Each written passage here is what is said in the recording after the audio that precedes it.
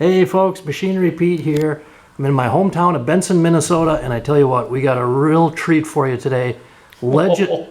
Legendary auctioneer here, Abner Jacobson. I've known Abner since I could walk. And Abner, in diapers. In diapers, correct. And folks, Abner, legend in the auction business here in Minnesota and around the country. We're going to talk the auction and also just the machinery business. In case you maybe did not know the history, Abner was a business partner with my father, Jerry Peterson. And Dad, good to see you. Good to see you. Abner, now you got involved in the auction business in what year? What year did you go to auction school? Well, I went to the auction school at Iowa in 1946 or 48. Let's say 1948. Late 40s. Yeah. And Abner, you are 90. I'm 91 years old, and I'll be 92 the 14th of June, and skating on thin ice. Abner, you look better than any 91-year-old person I've ever met. I haven't got a quarter, but I'll see till you get one, Greg. Abner, so now you were inducted into the Minnesota Auctioneer Hall of Fame many years ago, I think 2004. You got out of the auction business recently, 6 years ago? Yeah, about 6 years ago, yeah. Okay. And what got you into the auction business back in the late 40s? Well, when I was a kid, kids would like to go to circus. Mm-hmm. I'd rather go to an auction sale. And I used to stand and watch. I wish I'd had cameras at that time. I could still see auctioneers. A guy by the name of Leo Moe, who was very successful. I can remember him standing up at Frank Kotz's auction, maybe 8 years ago, selling a D John Deere. I can still see him standing up there. And I enjoyed going to the sales and watching the auctioneers and listening to them. Okay. And it was, and my dad was, he'd done a little of auctioneering, not too much, but he was interested that I should go into it. So my dad paid my tuition, $125 to auction school for 2 weeks in Mason City. What did that feel like as a young guy going to Mason City for 2 weeks? Well, a lot of young guys there, and it was very, very interesting. And so somebody said, do they teach you to talk fast? No. That's born in you. But they tell you different things to do, this and this and that. And the main thing I think about auction school is that when you get home, people say, he's been to auction school. Right. Maybe you never learned a thing, but you've been to auction school. You know what I mean? Right. So it was funny. And then I started getting a lot of household sales or box sales and small stuff around the country. And like I say, then I worked with different auctioneers. They were super good to me. I worked with a guy from Princeburg, Glenwood, and got to know a lot of people. Okay. And the big thing was I got a job working the ring out at the sale barn out here. And I worked at the sale barn out here for 3 years for nothing. In Benson? In Benson. Okay. For nothing. Just to get to know the people and catch on to the thing. Then one day the guy said, I'm going to put you in the box, I'm going to let you sell. Okay. So I started selling. And it was a great thing because I got to know people and I learned a lot. Right. And I learned a lot from people. I still do it. Talking to people. Sure. If you listen to people, you can learn a lot. Yeah, absolutely. You bet. Now, there was one other story you mentioned when we were visiting before, Abner, when you were a little guy playing with was it your cousins? My cousin. When we were kids, my cousin, we used to play, we'd play farming and then we'd have to have an auction. And my cousin Erling, he always wanted to play, he had funerals and church, and he was in the pulpit on an old chair. Okay. And he spoke and preached. Now, how old were you guys? Erling, at that time, Yeah. maybe about 8, 9, or 10, you know. Okay. And he'd stand there and he'd preach and we'd sit there, you know what I mean?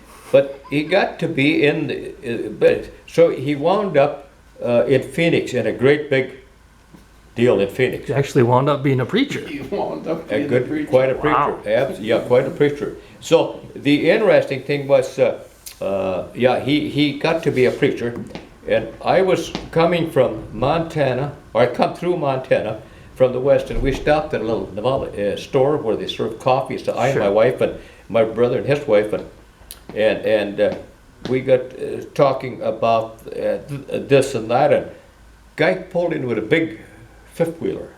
I said to the guy, "Is that thing heavy, hard to pull in, or get around in traffic?" Mm-hmm. Nah, he said, "I pulled it around Phoenix. With a lot of traffic." "No, you don't have any problem. I got a cousin at a big deal in Trailer Park or something in Phoenix. Mm-hmm. That's, he was playing preacher. And, she said, "You're not talking about Erling Jacobson?" "Yeah." "Oh," he said, "we know him real well." "Yeah, we know Erling real Wow. well. But isn't that interesting?" Well, And she said, "Erling Jacobson. He was got to be a..." Abner's got some great stories on auctions, and one of my favorites was we had a mutual friend by the name of Mike Rooney, and tell him about selling that shotgun. I remember Mike, his son Tom, great guy, was in my class, 1984. But yeah, tell us a story about Mike Rooney. Yeah, Mike Rooney was a good friend of mine and had a super fantabulous personality. I mean, really something. Yeah, he did. And we done a lot of things together. So I had a furniture sale in town here, and it was an old shotgun. And to grab the shotgun, it was been used. It was kind of loose. I said, "Hey, look at this, you guys. Here's one that's really been used." And Mike stood back and he said, "Hey, don't shoot, I'll marry the girl." You know, and it's, yeah, he was fantastic. Well, but there's a lot of stories, And Abner, It- now how many auctions would you roughly estimate that you've had in your Well, career? like I said, Craig, give or take, but I'm going to be awful close. I think I've had over good sales, 4,500 sales. Wow. I'm not counting small sales that, a little bit. What I'm talking about is sales you have for selling for where they bring stuff in Right. to make some money, But I've had some good ones. I've had some pretty good sales. But now, after I sold out, the one of the best sales I had was a little over 500,000. Okay. But now you go to a sale and one machine will bring that. Right. Yeah. Isn't that something? They called me up the rest home in Glenwood, and there they gave to the patients play money, Okay. and it was just and boy, they were bidding and stuff was really selling, and I said to the crowd, "Ooh, I wish this was real money and with a real sale. The commission would really be good right there." You know what I mean? Right? Yeah. So Abner, in the early 50s, your auction business kind of started to take I off. started, I worked the sale barn in 1952. They started calling me. Okay. I'm getting called. And the interesting thing, so I've had sales, a ton. I've been in Minneapolis, and I've been, I got sales all over South Dakota, maybe, a lot of stuff, got a lot of call. But the one I like to tell, I got a sale at Minneapolis, an antique sale. Okay. 4th Avenue North, and down there they got inspectors. Okay, and this guy was kind of tough, and so he started asking me all these questions, and I got a little homesick. I wish I wasn't even there. I mean, he said, "You got to do this, you got to do that, and here's what we do, and all this stuff." And okay. I had a helper with me. I said, "He's going to be selling. Got a Minneapolis license?" "No." He said, "You don't sell one thing." And it was hot, really hot day, a lot of stuff. And I said, okay, that's fine. I can sell it. I can do it. It's a little tough, a little hot, but I can do it. No problem. Yep. And after we'd gone through this, he said, "Do you know Father Pensimus?" Or he said, "Where are you from?" "Benson." "You're close to Danvers." "Yeah." "You know Father Pensimus?" "Oh my God." "Yeah," I said, "I don't go to his church, but he's a good friend of mine." "Yes, I know Father Pensimus real well. Yeah, we got talking about Father Pensimus, different things. He was a super guy and fun. Right. "How do you get to know him?" He said, his mother lives right next to me." "You have got to be kidding." And I knew he went to cities a lot. Yep. "You got to be kidding. No. You think he's coming down today?" "He might. Will you bring him over?" "I sure will," he said. And after we talked a while, he said to me, "Here's my card. I'm going home. You run the sale any way you want to run it." your helper, let him sell if you get tired. Yeah, you run the sale. And he said, yeah, that's fantastic. And then he gave me a card. He said, I'm going home, and if you get in any kind of problem at all, he said, you call this number and I'll come down and clear you. And I said, thank Nice. you. But you see, there it was. What you do, it's who you do. Right. Well, Abner, you've made a lifetime of friends everywhere you've gone. I think that was born out at Abner's 90th birthday, wasn't it, Dad? How many people showed up at the Abner's church? 90th birthday was at Our Redeemer's Church, and about 500 people showed up, and it was absolutely fantastic. And Abner, tell him about the parking situation. The what? The parking situation. Oh, yeah. I talked to a lot of people later and they said that they were there, but they didn't come in because they couldn't find a place to park. You know. And I told one guy, I said, well, that's fine. Just leave the card. You know, leave the card. And I got to say that I and Jerry was a bit, we got along real good. Had a good business. Right. And I was really blessed. Jerry bet I had him for a partner because Jerry was smart. I didn't know that much about it, but he'd been working for John Deere, and Jerry knew a lot of things. So I sold a few things and kind of rode along. You know what I mean? Well, that is he's being very kind there. But I called on Abner. I was a territory manager for John Deere. Early 60s? Yep, so they were one of my dealers. And we lived here in town, and we called on Abner and Jack Crot. And when Jack wanted to retire, one of the reasons I was interested in coming in here is because I knew Abner, and I knew his reputation, and he was a heck of a good guy. And What was it about Abner that he was very well liked. He was very And honest. good looking. And good That goes without saying, Abner. I'm sorry. Absolutely. That goes without saying. I'm sorry. And good looking. I'm sorry I left that part out. But no, he says he learned a lot from me. I learned a lot from him, and he was just tremendous with people. And seeing that, it was pretty easy to decide to come into business with him. And we had a good relationship, and 22 years. So it's been great, and he was a great partner. And Abner, so again, you had started in the auction business late 40s, got rolling in the 50s. Yeah, You got yeah. into the implement business Yeah. here. Tell a story about how that happened. And how I got in the auction business? Or into the farm equipment business. Oh, this Julius Nelson that I bought out, they used to sell cars before they went into it. And he always said to come out and sell machinery for me. And I did. And I went in and I just told Jerry about that today. Crot and Nilsson, they were, if it wasn't for Crot and Nilsson, I wouldn't be sitting in this chair talking to you today. You follow me? And, but anyway, I only had $1,900. I told you that story. Well, we have to share it here. Okay. You and Catherine had saved up your wife Catherine, $1,900. Yeah, we'd saved up $1,900, and boy, That probably felt like $1 million. oh, absolutely. At that time, way back, 19 was a lot of money. But anyway, so I didn't want to lose that. And what year was this, Abner? What year was this now? Well, that had to be in 1970? 60. 60. I'm sorry, Okay. 60. Yeah. Okay. But anyway, the interesting thing was that that's how I got into it. I bought this from Julius, the old man, Okay. and he treated me like his kid. And I got to tell you, I worked for him, and a lot of times the deal I ever made was a plow Okay. with Lloyd Neal, been gone for years, good guy, down by Murdoch. And I went out and I said to Julius, Lloyd Neal wants to buy a plow. What'll I allow for the used one? He said, I don't know.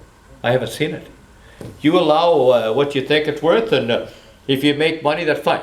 If you lose money on it, then you'll learn that we can't do that if we're going to stay in business. Okay.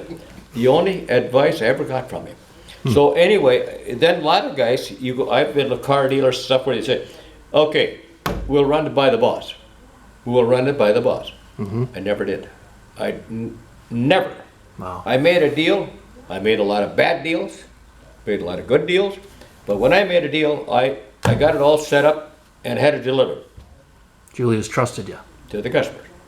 And I don't know if they ever looked at the deal or not, but they never gave me credit for, they never said anything about a bad deal. Right. Never. Right. And they never created, well, when I made a good deal, they never gave me real good credit for it either, you know what I mean? So it was interesting. Yes. And I telling Jerry that some things I remember, I went out south of town and traded trailers with a guy by the name of Frank Clausen Okay. many years ago. And he had a real good trailer. And I traded with him, and going into town, I thought, ooh, I allowed a lot of money for it. Oh, kind of wondered. I showed it to old Julius, and he, every time he'd talk, he'd look through his bifocals. And I said, I sold Frank Clausen the trailer, and he went, how are you going to get out of that one, he said. I said, depends upon what I get for the used one. And he walked off. Maybe that afternoon or the next afternoon, the guy came in and he said, you got to use trailers. You're at the right place. I've got a good one. Just for But you. I said, I tell you, I'm going to tell you one thing before you look at it. Maybe you don't even look at it. I got to have a lot of money for it. It's that good a trailer, but I got to have Yeah. a lot of money allowed Yeah. for it. And we went on and looked at it, and he said to me, what do you got to have for it? I said, I got to have $235. $235. I mean, that's what I got to have. And it's a good trailer. And he looked at it and he said, yeah, I'll take it for that. So I got his check and I got his order. And I went into old Julius and I said, I sold Frank Claus's trailer. And he looked through his bifocals. He said, yeah, you were lucky. And he walked off. He didn't say, Good job. you made a good deal. He said, you were lucky. And he walked off. But that's a lot of good things, a lot of memories. I got to tell you the other one about Jack Crot.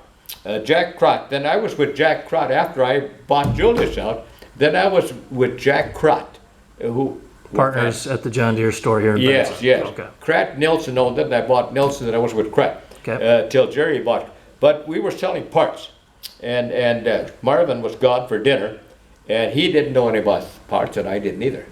So we were looking for more or less a part that looked like this one, you know. Okay. And he was looking, I was looking, and Jack said to me, if I ever get married again, she's going to have money. And then, so finally, we went out to the counter, and then a guy came up to the counter, and he wanted to buy some O-rings. And he had a box with different sizes in it. And Jack put it in front of that, and in front of me said, yeah, this is what I want, he said. How many you want? 3 of them. What? How much are they? Well, 3 of them, he said, they're 8 cents a piece, they're 3 for a quarter. You know, and 3 or 3 for a quarter. Well, But, Abner, what do you think when you look out on the dealer lot now and you see these $200,000, $300,000, $400,000 machines? Can you imagine trading one of well, those it's in? just like I told you that when I was born, God put something into me. And now it's blossoming out. You become old-fashioned as hell and tight as hell. and so you see, if one tractor, it's more than I paid for the whole place. Right. You know what I mean? Isn't it? And what do I think about it? I just told Jerry, I went to the bank after breakfast, or in a cafe, and there was a gal from the bank, Mrs. Lundeberg. Yep. And she come up to me and she said, don't you wish you were in the back of the John Deere business, could make all that money? And I look at her, I just smiled, you know. No, it's changed, you know. Huh? It's changed. It's a different business. Oh, it's a everything is different, everything is different.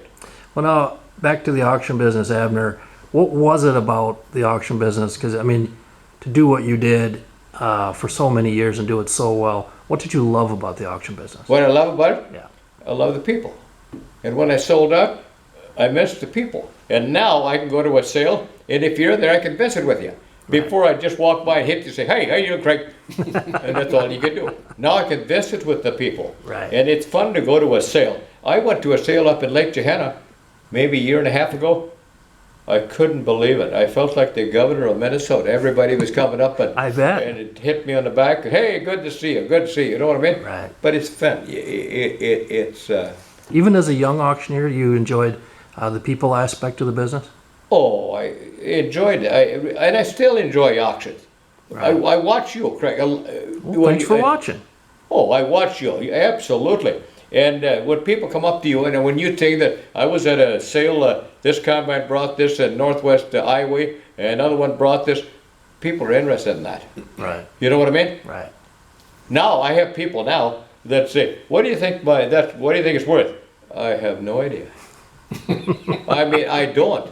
I have no idea.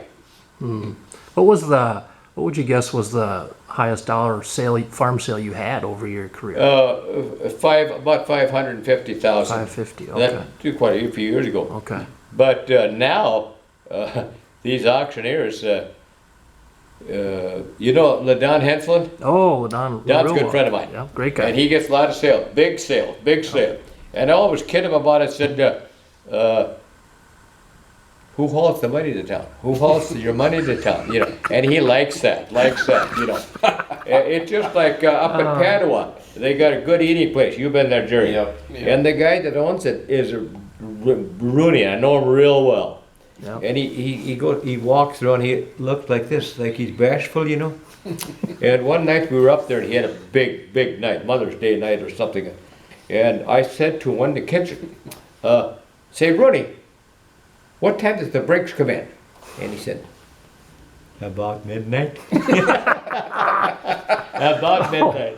Oh. Yeah, Okay. it's great. So, how about memories of some of your first farm auctions, Abner? What do you remember? Were you nervous? Do you remember anything you sold? Anything stand out?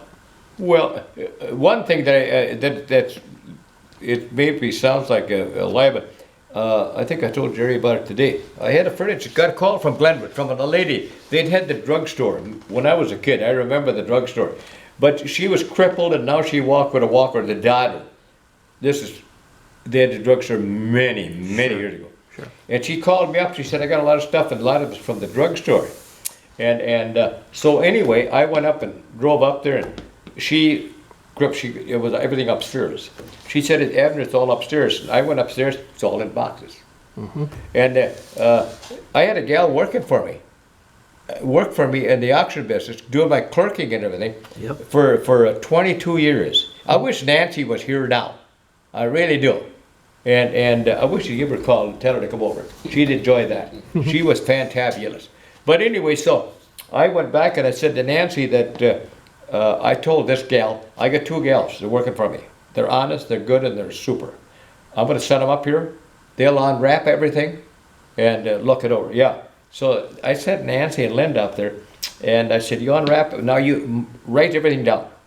Everything you take up, write it down. Take pictures, all of stuff, and they did. Right. And so anyway, we had the sale. It was fantabulous. I mean, it was super fantastic. They had a cigar box half full of marbles and all kinds of old marbles. Well, anyway, so this guy come up to me before I started. When you come to the marbles, will you sell choice? I said, yes, I'll sell choice. You bet. You bet I'll sell choice. And I said, we're going to sell choice out here now. Sell choice. Okay. All right, what do you give $25? What do you give 20? Yeah. That marble sold for $335. One marble? One marble. And I kept saying, that's for one. That's for one. That's for one. I couldn't believe it. It was one. And he bought it. So after the sale, this guy came up to me and he said, you know that marble that brought $335? Yeah. You asked 25 to start it? Yeah. You don't know your marbles, do you? And I said, damn right I don't know my marbles. Yeah. But isn't that interesting? Yeah. I asked for 25 and it was worth 300, you know. Wow. But that one thing about an auction sale, Craig, and you've seen this too. Maybe you'll say, this thing should bring so much dollar, and it doesn't. Right. And here's something you'll say, ain't gonna bring much, bring a fortune. Yeah, every sale has a couple high You and bet. low, don't they? I had another sale for some people up there west of Scandi, and he died, and she called me up, and they had a lot of old stuff, but they had a lot of small stuff, and I said, no use standing on the rack, you know, it'll take too much time. Put it in piles, Right. And we did, and it worked like a charm. We got to one pile that said, first of all, it said, I'll sell choice out of the piles. Choice out of the pile. Anything you want in the pile. Got to this one pile and sell choice. One guy, as a matter of fact, will he sell choice? You bet, you bet. Two guys must have known what's in there. Up, up, up, up. And I said, that's for one piece now. That's for one. Yeah, one piece. And they blew up. And they brought a big price. And he picked a piece of junk out of there. And I said, yeah, what is that? Said, that's an old seat out of an Indian motorcycle. The leather was off of it, you know. Oh, wow. You know, but it's interesting in it. Yeah.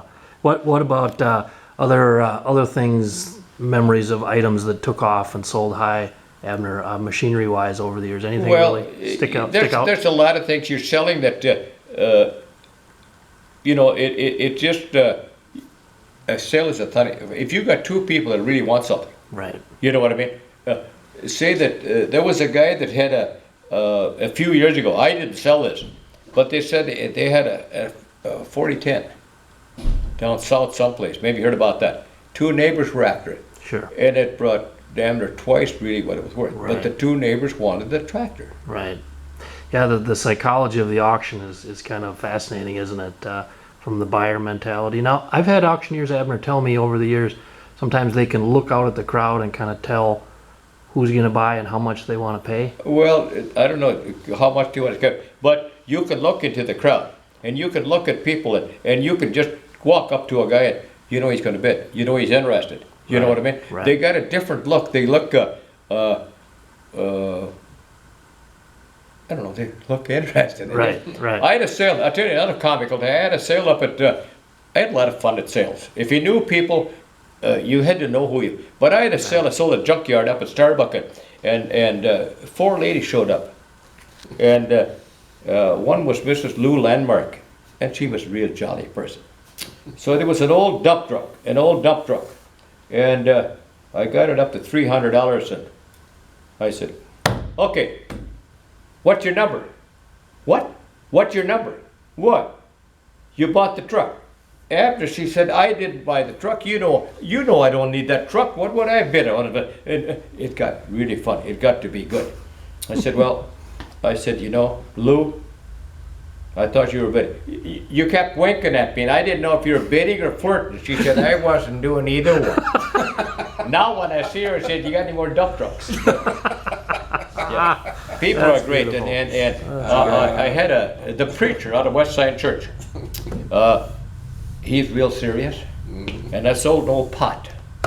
And I went 2, 75, 3, 3.5, 75. I went, foot, shoulder, Reverend, what's your number? What? You bought it? No, he said, I didn't bid on it. I don't need things like that. No. Very serious. And I said, okay, mark it to the guy who's standing with you then. And he looked. Oh yeah, people were great. But you had to know who you were doing it. Right. And you did try to have fun at your sales, Abner. That's the one thing, as I travel the country, I'm amazed at auctioneers. They're all being themselves, but based on their relationship with the crowd, they know each other. And it's fun when you see fun come into an auction. And if something it gets a little dull, you pick on somebody, and it's just like you know, pouring a little brandy in the water, I guess, you know.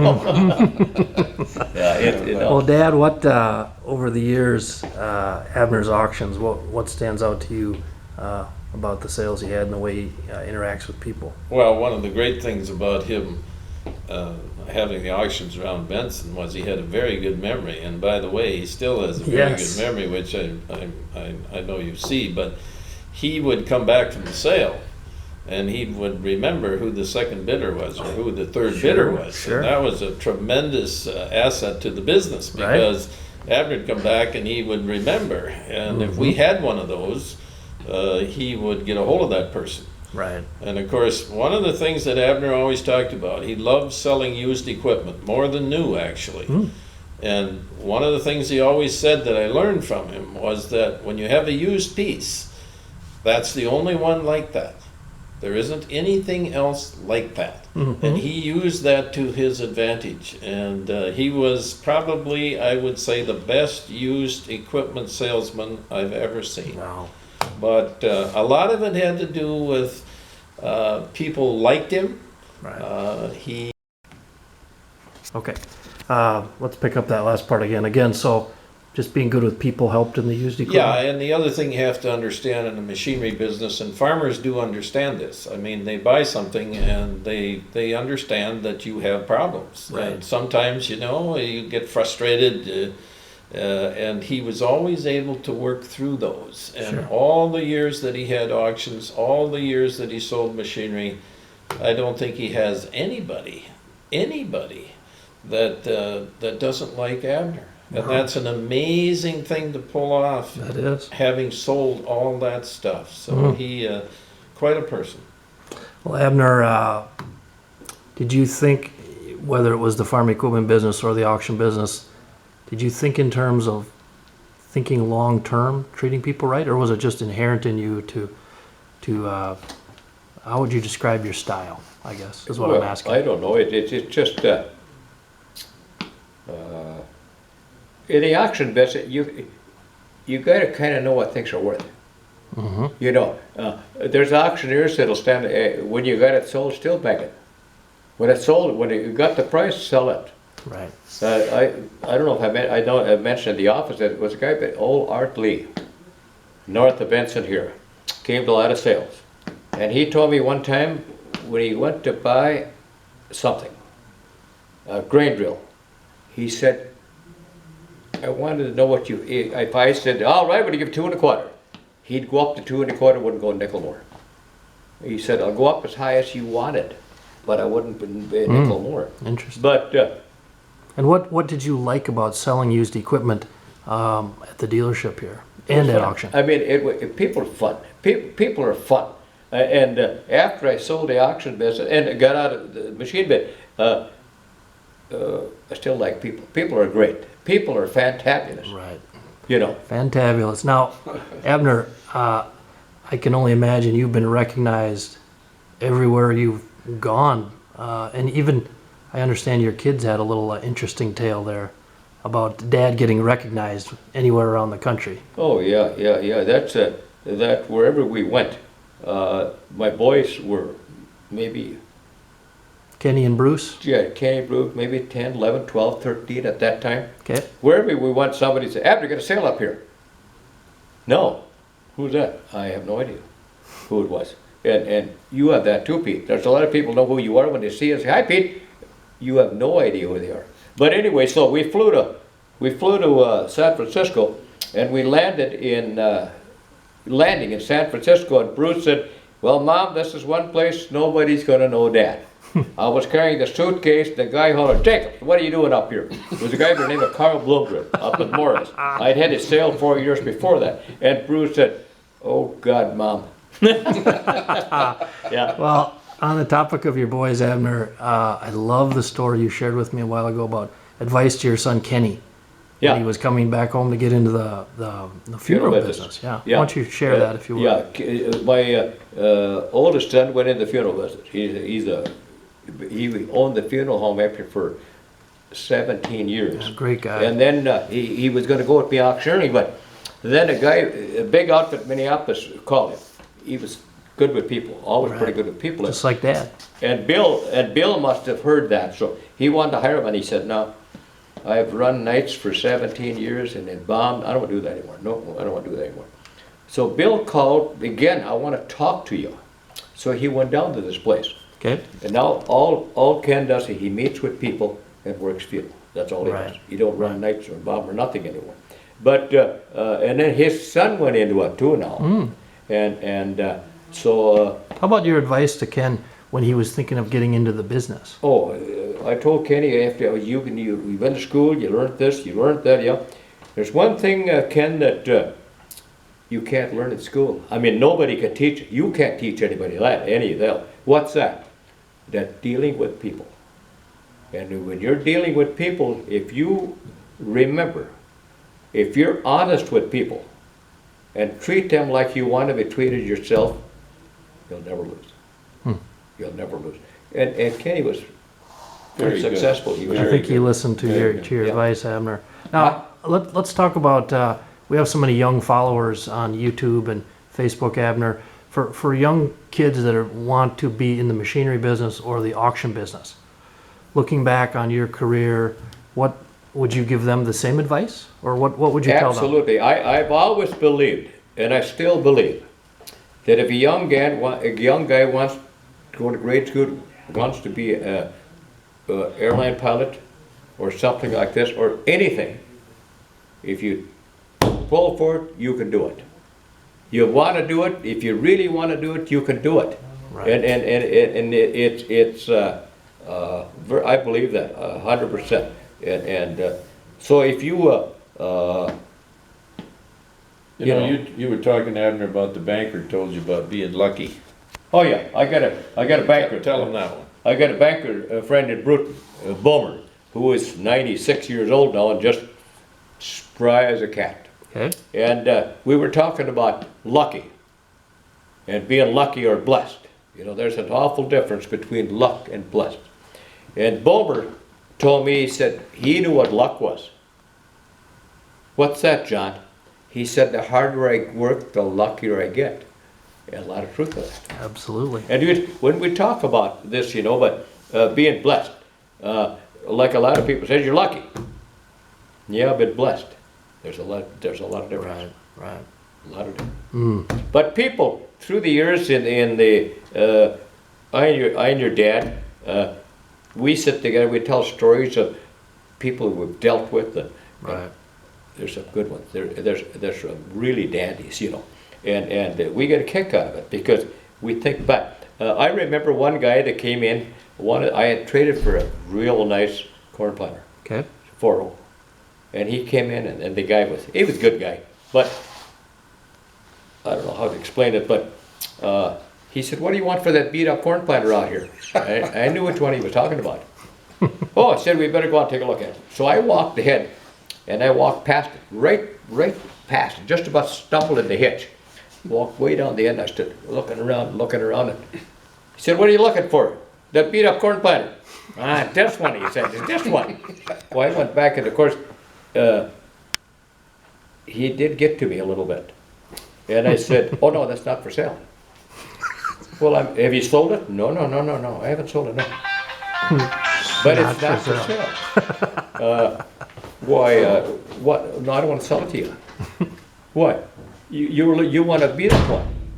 And I said, this one is so nice that you wait till I get a beat up one and I'll call you. And the guy just about pleaded that he wanted to buy it. I said, no. No, I'll call you. Then another comical thing. I had a guy from up north, and we traded a manure spreader from a guy out east of town here, and it was used. I mean, it was really used. This guy came in to me and he said, "You got any used manure spreaders?" You bet. I got a used manure spreader. You bet. You want to go out and take a look at it? Yeah. I said, why don't you just go to the second building? It's right east of the second. The guys parked it. They should have pulled it out and jumped, but they didn't. So he wasn't gone very long. He said, how many have you got? Just had one. Boy, he said, that's a junk. I said, you wanted the used one? I can't get any more used than that. That's as used as I could get it. I can't get him any more used than that one. And he just smiled and he walked out, you know.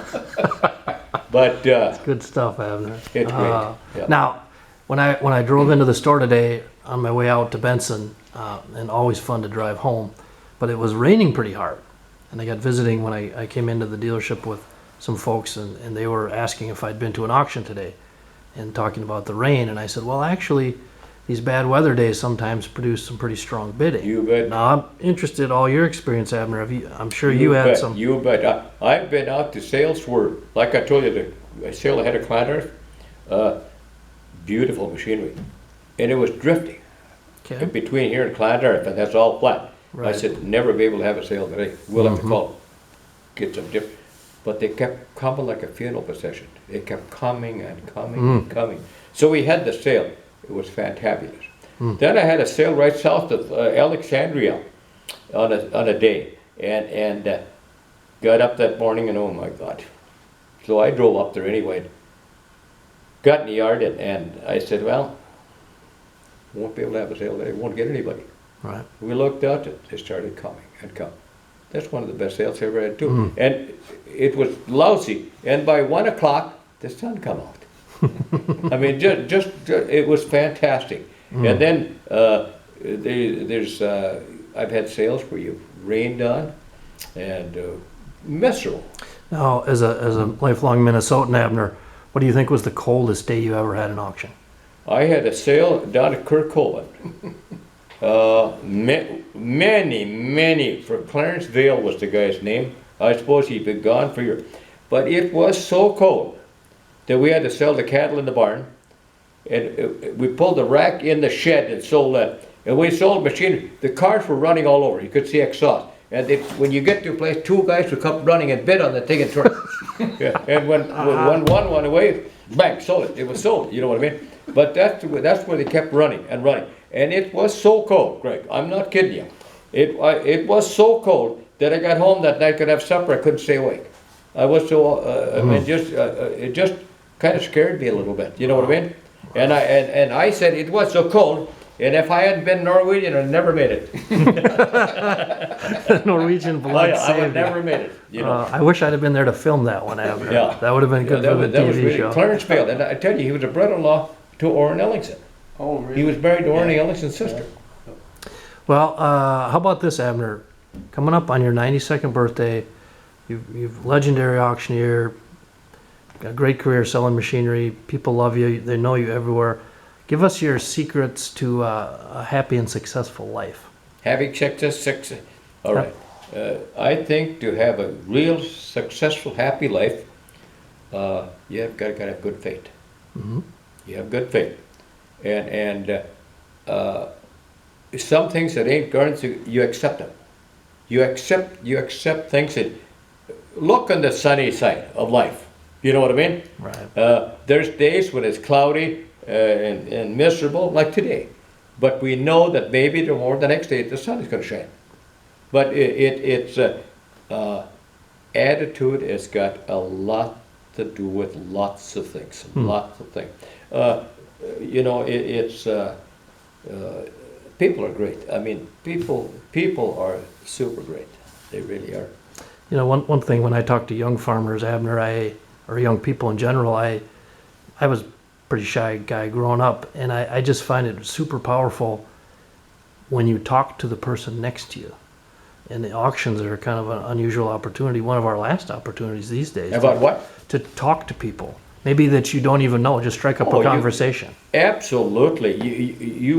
You could walk up to a guy and you could say anything to him and start any, you know what I mean? Talk Right. about the weather. Talk about this. Right. And and that's another thing that's a key.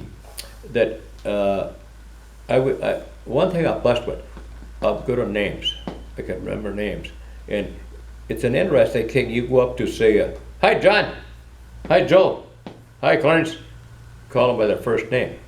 I went to Wilmer at one time, many years ago.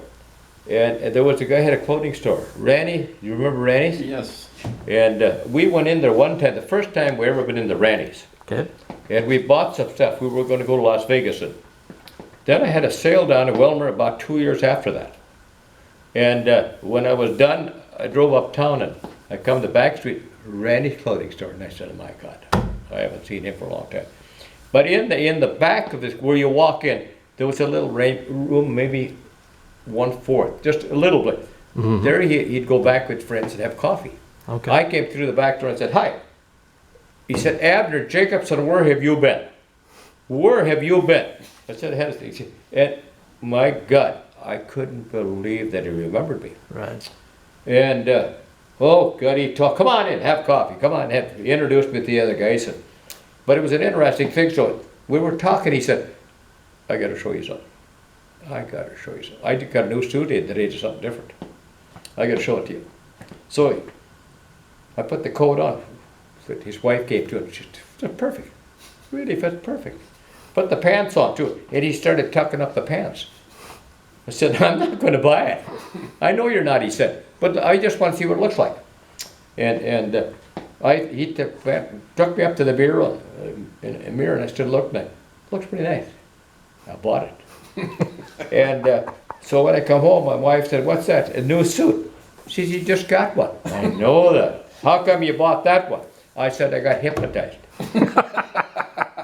I mean, the guy actually, just like he hypnotized me. He sold me the suit. And he remembered your name. Huh? He remembered your name. He remembered my name. Yeah. Wow. Well, Abner, he said, "Jacobson, where you been?"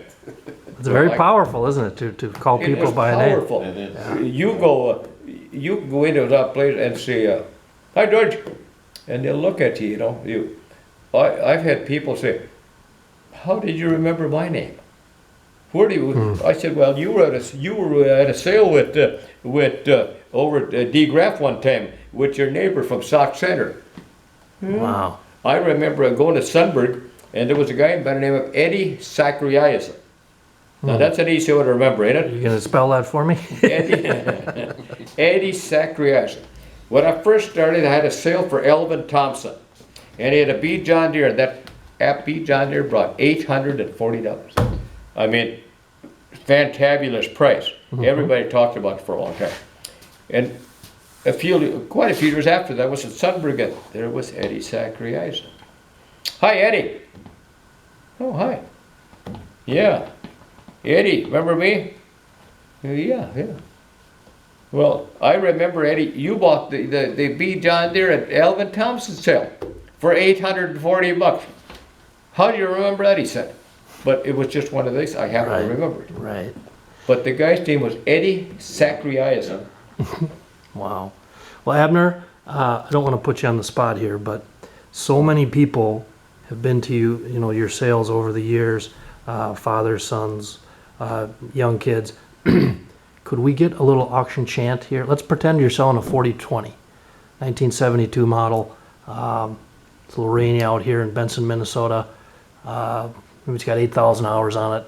Can you give us a little chant so we can get it in the video here? Well, maybe I don't, but all right, I got 41,000. That 41, 1, 2, 2, 1, 41, 1, 2. All right, 42, 2, to give 2, 41 and a half. 41 and a half, it's 40.75. Now 44, 41, 75, 42, 42 and a half, 42 and a half, and 5. Now 45, 7 and a half, and $55,000. That is awesome. There That's you go, pretty folks.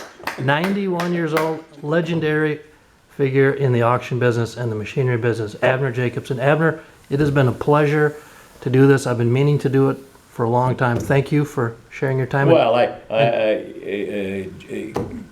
Jerry called me, and he said, "Pete's coming to town." "Oh, well, I've told your mom and that lad. I want to talk to him. And he called and said, "Pete's going to be in town, but he won't be here till 2 o'clock. Okay, maybe 2. And then pretty soon, he maybe won't come till 3. Well, Dad knows I run a little bit late sometimes. Yeah, no, that's fine. But you see, the interesting thing that I've learned, if you've got nothing to do, you're the busiest guy around. Have you ever noticed that? You talk to somebody that's got, I remember one time here, I had to go to Wilmer, and this guy, he had nothing to do, nothing. I said, "You want to ride along?" No, he didn't want to, no, he didn't have. I said, "Why don't you ride along?" I said, "Well, down there, I'll buy you coffee, then come on back." And no, he didn't. I said, "Okay, I'll do one more thing. We'll do one more thing. I'll write a check for $100. I'll put it in the safe. Put your name on it. And when we go to Wilmer, if you come back at the end of the year, if you could say that 3 hours I lost with you going to Wilmer, I really lost them. You got the check, right?" You know, we think we're busy, Right. but we're not. You know what I mean? Right. And the more time you got, you know, it seems like, well, now what do you do now? Well, I do a lot of woodworking. I do I make welcome bears. Did I ever give you one, Jerry? I don't think so. Huh? Well, you got to get one. But I make eagles and stuff like that. Nice. But I got good equipment. I got a shop, and I got a vac in there that's hooked up to all my equipment. You have to send me some pictures of your. You have to send me some pictures of your creations. And I'll. Matter of fact, I wish I'd thought of this. I should have given you a bear and an eagle. When are you coming back? Always fun to come back to Benson. Hopefully very soon. Okay, but you let me know when you're coming, and I'll have a bear Wow, and, that's and an eagle. No, I'd love to love you. I'd love to give that to you, Abner, and I'll have it over either here at your folks' place. just been a treat, Abner. Thank you so much Well, it's been a pleasure. for Been a pleasure. sharing Been a pleasure. your thoughts. And this will be fun to get this out on YouTube, folks. And again, Abner Jacobson here in Benson, Minnesota. Thanks again, Abner.